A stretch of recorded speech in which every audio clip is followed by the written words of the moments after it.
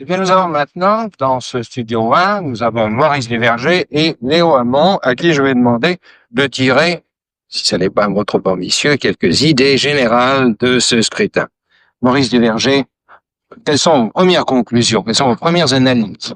Eh bien, les premières conclusions, c'est d'abord que la gauche non communiste a commis une erreur stratégique énorme. La leçon, la très dure leçon, puisque 5% des voix pour Monsieur Deferre, c'est vraiment très peu. Cette très dure leçon, c'est que s'allier avec le centre, ça n'est pas payant, surtout lorsque de 1965 à 1968, on s'était allié à gauche. Disons qu'il y a un vainqueur ce soir, c'est François Mitterrand. La stratégie de Mitterrand permettait à la gauche non communiste d'avoir une force. La stratégie actuelle en fait un appoint à peine plus grand que le PSU. La deuxième impression, et là je le dirais d'un mot, c'est que les communistes peuvent avoir dans une élection présidentielle autant et même plus de suffrages que dans une élection législative. Croyez le contraire, c'est un élément dont il faudra tenir compte. Et je crois que la troisième conclusion, c'est qu'on a un peu trop oublié dans un certain secteur de l'opinion publique que dans une élection présidentielle au suffrage universel, les qualités qui font un bon candidat ne sont pas celles qui faisaient un bon candidat présidentiel sous la 4e République. Je veux dire que le président du Sénat, qui était le très bon candidat dans les élections parlementaires présidentielles de la 4e République, ça n'est pas ce genre de qualité que réclament les électeurs qui veulent un chef politique. Voilà trois impressions superficielles à première. Et vous, Léo Hamon? Bien, je ne me sens pas obligé d'être en désaccord avec Duverger sur ce qu'il a dit. Toutefois, une nuance. En ce qui concerne l'opposition de gauche, lorsqu'elle était unie derrière François Mitterrand, elle faisait 32% des voix, et lorsqu'elle est éclatée entre 4 candidats, elle en fait sensiblement 31. Dans les deux hypothèses, ce qui se revendique le patronyme de la gauche ne fait même plus un tiers des voix en France, alors qu'il fut un temps, je vous le rappelle, dans lequel la gauche était majoritaire. C'est-à-dire que l'opposition de gauche ne remorque jamais qu'une partie de ce qui fut le courant de la gauche. Vous permettez cependant une remarque. Lorsque, en 1965, François Mitterrand s'est présenté, il avait le soutien du Parti radical. Le Parti radical n'a pas donné son soutien à la gauche cette fois. Ses voix se sont reportées sur M. Poher, qui l'a soutenu. Ça fait tout de même un certain écart. Et je vous rappelle que quand la gauche se présentait séparée par les candidats, mais unie par une alliance claire, aux élections de 68, elle a fait 40% des suffrages. Je répète, dans le scrutin décisif de la 5e République, qui est le scrutin présidentiel, qu'elle se présente en ordre dispersé ou en bloc, l'opposition de gauche ne fait pas le tiers des voix de ce pays. Et cela prouve qu'une partie des courants qui alimentent la gauche traditionnelle préfère à l'attitude d'opposition de gauche une attitude de présence des idées et des tendances de gauche dans la majorité. Voilà ma première observation.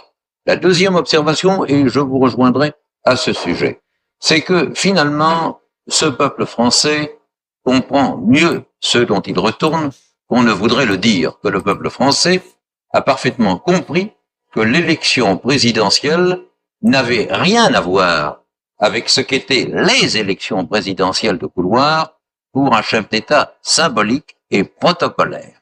Et il apparaît qu'un homme qui déclarait qu'il serait l'arbitre, qu'un homme qui réunissait autour de lui une majorité hétéroclite, allant des tixiéristes aux centristes, sans oublier les continuateurs de la candidature Marcy-Lassine ou les transfuges du Parti socialiste, votant par antigaullisme, se substituant chez eux au socialisme, tout cela réuni ne faisait ni une force, ni un arbitre. Pour reprendre un mot que j'entendais tout à l'heure à la France Inter de mon ami Jacques Mercier, l'arbitre, puisque c'est ainsi qu'il se représentait, eh bien, l'arbitre, il s'est mis en jeu, ce qui est ennuyeux pour un arbitre. les Français ont compris que l'arbitrage ne pouvait pas être là, et la suite marque que, en aucun cas, un homme qui n'a ni majorité relative propre, puisque la sienne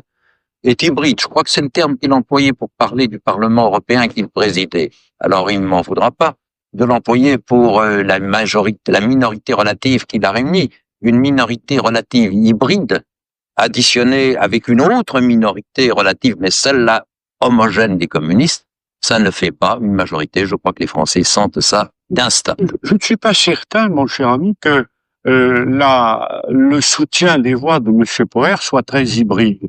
Ce qui me frappe à cet égard, c'est une incroyable ressemblance entre la répartition des suffrages en 65 et aujourd'hui.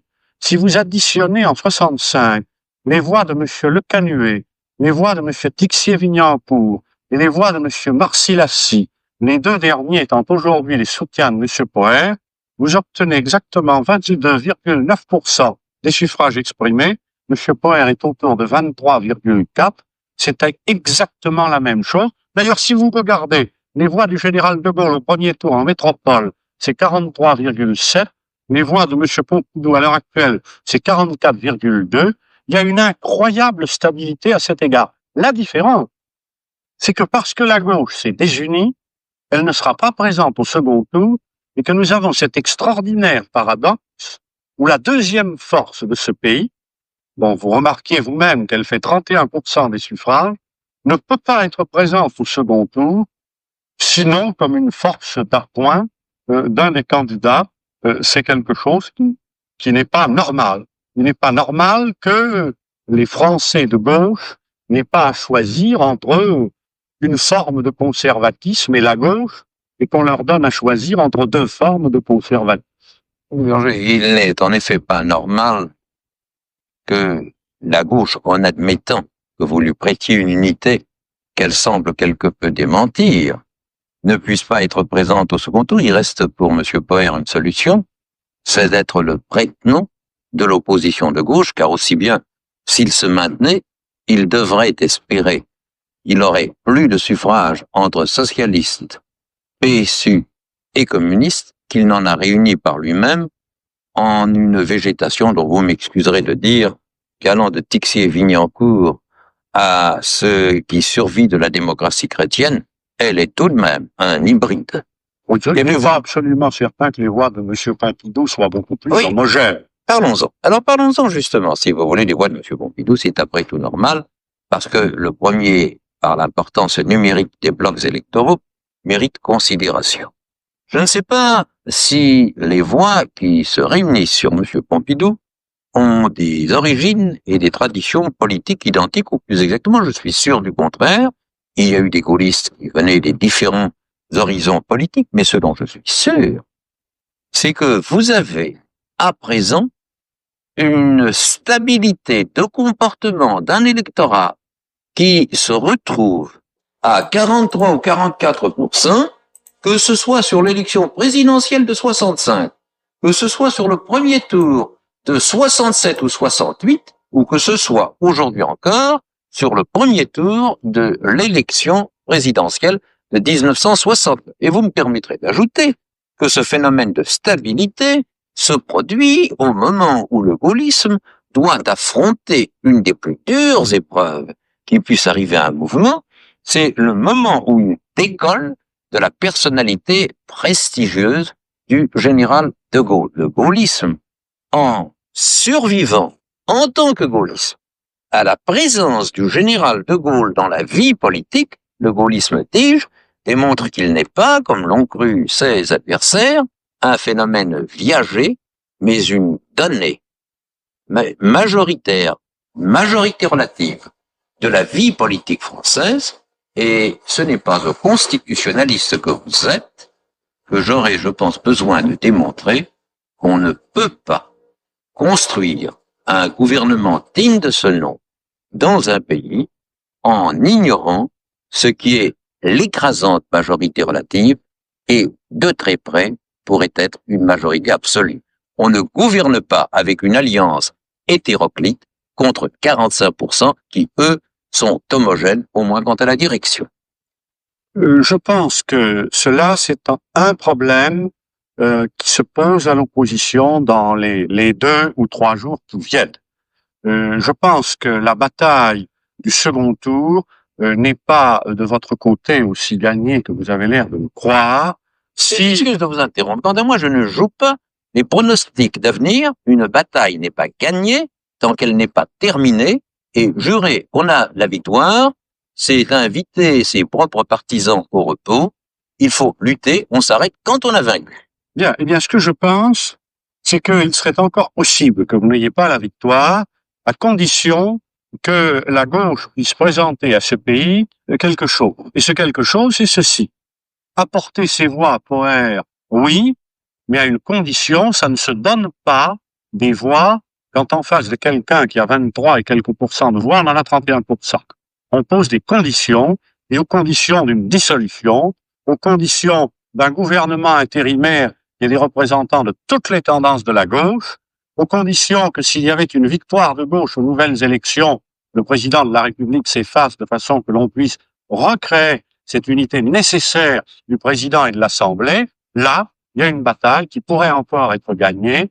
Je ne suis pas certain que la gauche retrouve tout de suite l'énergie pour le faire. Peut-être que la sévère leçon d'aujourd'hui pourrait être comprise rapidement. Sinon, alors je pense que c'est vous qui gagnerez. Eh bien, messieurs, on peut dire évidemment que vos commentaires ont éclairé les chiffres, mais les chiffres vous attendent. On vous annonce de nouveaux chiffres au Studio 3. Vous avez, je crois, encore un mot à dire. Je laisse à Maurice Duverger le soin de rassurer les électeurs de M. Poher par ses exigences. Je veux simplement dire que quant à nous, nous prouverons la volonté de changement dans la continuité sur laquelle il nous a été fait confiance. Les Français sauront qu'ils peuvent être rassurés. Avec nous, la République continuera. Léo Hamon, Maurice Duverger, merci de cette réflexion contradictoire et à voix haute. À vous, le Studio 3. Eh bien, nous avons maintenant un nouveau tableau à vous montrer qui concerne pratiquement la totalité des électeurs français, puisque vous voyez qu'il porte sur 28 828 000 électeurs inscrits. Olivier Despax.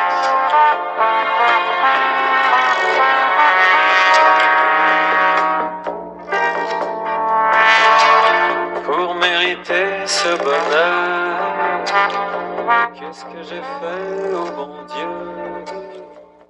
Jamais vu fille si jolie, et c'est à moi qu'elle sourit. J'ai son sourire dans le cœur, j'en prends chaque fois plein les yeux. Pour mériter ce bonheur, qu'est-ce que j'ai fait au bon Dieu?